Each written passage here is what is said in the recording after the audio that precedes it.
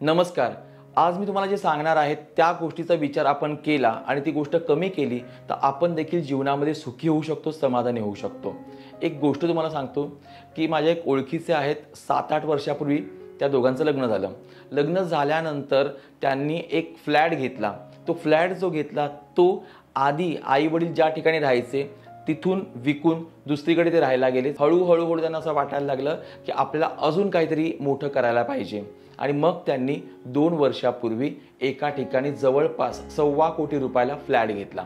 आता दोघंही नवरा बायको यांचं इन्कम जे आहे दोघांचं मिळून 1.5 लाखच्या आसपास आहे आणि त्यांना जवळपास 1 लाख रुपयाचा महिन्याला हप्ता जातो. मग चांगल्या सोसायटीमध्ये आपण राहायला गेलेलो आहे, चांगली लोकं आपल्या आजूबाजूला आहेत, श्रीमंत लोकं आहेत. मग तशी आपली गाडी घेतली पाहिजे, तशी आपली लाईफस्टाईल असली पाहिजे. त्यांच्या मुलांचे वाढदिवस जसे साजरे होतात तसे आपल्या मुलांचे देखील वाढदिवस साजरे झाले पाहिजे. या सगळ्या गोष्टींमुळे ते दोघंही नवरा बायको जे आहेत हे कर्जबाजारी झाले आणि दोघांनाही डिप्रेशन आलं. अशा वेळेला आपण थोडासा विचार करणं गरजेचं आहे की एवढ्या झटपट आपली कॅपॅसिटी नसताना किंवा इतरांना दाखवायचं आहे यासाठी या सगळ्या गोष्टी घेणं गरजेचं आहे का? त्याचं उत्तर नाही आहे. कारण की आपण सगळ्या गोष्टीचं सोंग आणू शकतो असं म्हणतात ना, पण पैशाचं सोंग आपण आणू शकत नाही. त्यामुळे त्यांचं जे अगोदरचं घर होतं, त्यांचा जो काही EMI असेल तो त्यांना भरणं हे सहज शक्य होतं. पण आपल्याला अजून अपग्रेड करायचं आहे, अजून चांगल्या ठिकाणी राहायला जायचं आहे आणि तशी तेवढी कॅपॅसिटी नाही आहे. मग त्यासाठी एक पर्याय असतो आणि तो पर्याय म्हणजे बँकावाले तुम्हाला कर्ज द्यायला मोकळे असतात की कर्ज घ्या आणि तुम्ही नंतर आम्हाला त्याचं व्याज द्या, हप्ते भरा तुम्ही. आणि आपण काय करतो की आपल्या नोकरीवरती, आपल्या बिझनेसवरती आपल्याला अनेक कर्ज मिळतात. आपण कर्ज घेतो आणि अशा प्रकारची आपली लाईफस्टाईल जी आहे ती विनाकारण आपण अपग्रेड करतो, त्याला आपण ग्रो करतो. पण या सगळ्यामध्ये आपल्या चेहऱ्यावरचा आणि आपल्या जीवनामधला ग्लो जो आहे तो पूर्णपणे निघून जात असतो. पूर्वीच्या काळी आपले आईवडील आपल्याला एक गोष्ट सांगायचे, कर्ज काढून तुम्ही कुठलाही सण साजरा करू नका. म्हणजे ऋण काढून सण साजरा न करणं हे आपल्या हातामध्ये आहे आणि ती गोष्ट आज खरंच लागू पडते आहे. आपल्याकडे चार्वाक नावाचा एक तत्ववेत्ता होऊन गेला, नास्तिक होता किंवा तो भोगवादी होता. त्याने गोष्ट सांगितलेली आहे की ऋणम कृत्वा घृतम पिबेत. तो म्हणतो की कर्ज काढा आणि तुम्ही तूप प्या. याचा अर्थ असा होतो का तुम्ही कर्ज काढा आणि तुमच्या सगळ्या सुखसोयी, तुम्ही ऐश्वर्य, तुम्ही आरामात, तुम्ही सगळे सुख उपभोगा. कारण की कर्ज तुम्हाला सहज मिळतं आहे म्हणून. पण हे सगळं करत असताना प्रचंड वाढत जाणारी महागाई, त्याचबरोबर मुलांचा खर्च, इतर गोष्टींचा खर्च आणि आपला पगार जो आहे तो त्या मानाने वाढत नाही आहे. या सगळ्यांचं गणित न जमल्यामुळे त्या दोघांना आज डिप्रेशन आलेलं आहे. आणि आत्ता गंमत अशी आहे की आत्ता मागे जाऊ शकत नाही असं त्यांना वाटतं, पण असं अजिबात नाही आहे. कारण की तुम्हाला जेवढं शक्य आहे, जेवढं जमण्यासारखं आहे त्याच गोष्टींचा विचार करा.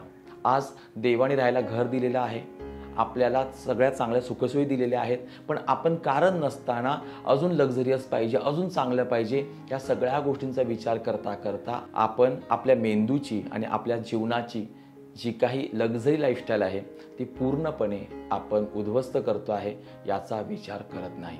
आणि त्यामुळे होतं असं की आपण जीवनामध्ये आनंद घेऊ शकत नाही आहे. मग 10 तारखेचा EMI, 20 तारखेचा EMI, 25 तारखेचा EMI, ह्या क्रेडिट कार्डचा EMI, ह्या घराचं लोन आहे त्याचा EMI, किंवा मग तुम्ही जी काही गाडी घेतली आहे ह्या सगळ्यांमध्ये ह्या सगळ्यांचे हप्ते भरता आपला खरंच जीव निघून जातो, जीव कासावीस होतो. मी त्यांना बोललो का जर तुम्हाला या गोष्टी झेपत नसतील तर तुम्ही आधीच्या घरी किंवा लहान घरामध्ये राहायला जा. जे कर्ज आहे ते तुम्ही फेडून टाका. पण तेच की आता मागे कसं जायचं, लोक काय म्हणतील, समाज काय म्हणेल, नातेवाईक काय म्हणतील. आपल्याला सुखी व्हायचं असेल चांगल्या अर्थाने तर समाज, नातेवाईक यांचा विचार न केलेला बरा. कारण की दर महिन्याला आपण जे हप्ते भरतो आहे हे भरण्यासाठी ही लोक अजिबात येत नसतात. त्यामुळे तुमच्याकडे ज्या गोष्टी आहेत, तुमच्याकडे साधी कार आहे, एन्जॉय करा. साधी कार आहे, तुम्ही त्यामध्ये समाधान बाळगा. एक छोटं स्वतःचं घर आहे, चांगल्या ठिकाणी आहे, तुम्ही समाधान बाळगा. पण तुम्ही असे अतिरिक्त कर्ज काढून तुम्ही अजिबात तुमची लाईफस्टाईल बदलण्याचा प्रयत्न करू नका. नाहीतर दिवसेंदिवस तुम्हाला जास्त टेन्शन येईल, तुम्ही डिप्रेशनमध्ये जाल आणि तुम्ही म्हणाल की आता मी पुढे काय करू म्हणून. त्यासाठी तुमचं जे कर्ज आहे हे कर्ज तुम्ही जितक्या लवकर फेडता येईल तेवढ्या लवकर फेडण्याचा प्रयत्न करा. जे काही लोन्स असतील ते बंद करण्याचा प्रयत्न करा. आपल्या ह्या व्हिडिओवरती आपण कर्जाविषयी किंवा फायनान्सविषयी माहिती देत नाही, पण ही गोष्ट समाजामध्ये घडते, त्याचा परिणाम जो आहे तो आपल्या वैयक्तिक लाईफवर होतो, आपल्या व्यक्तिमत्व विकासावर होतो. म्हणून हा एक छोटासा प्रयत्न आहे तुम्हाला काही गोष्टी सांगण्याचा. तर जीवन जगत असताना आपलं व्यक्तिमत्व कसं वाढीस लागेल याचा विचार नक्की करा. लहानपणी आपण एक गोष्ट ऐकली असेल की अंथरूण पाहून पाय पसरावे, आणि ती गोष्ट तितकीच खरी होती. आपले आई वडील, आपले आजी आजोबा यांना पगार कमी होता तुलनेने त्यावेळेस, पण ते सुखी होते, समाधानी होते, कारण त्यांना अशी हाव नव्हती किंवा त्यांना असं वाटत नव्हतं की मी खूप लवकर काहीतरी अपग्रेड केलं पाहिजे, मी खूप लक्झरी लाईफस्टाईल जगलं पाहिजे.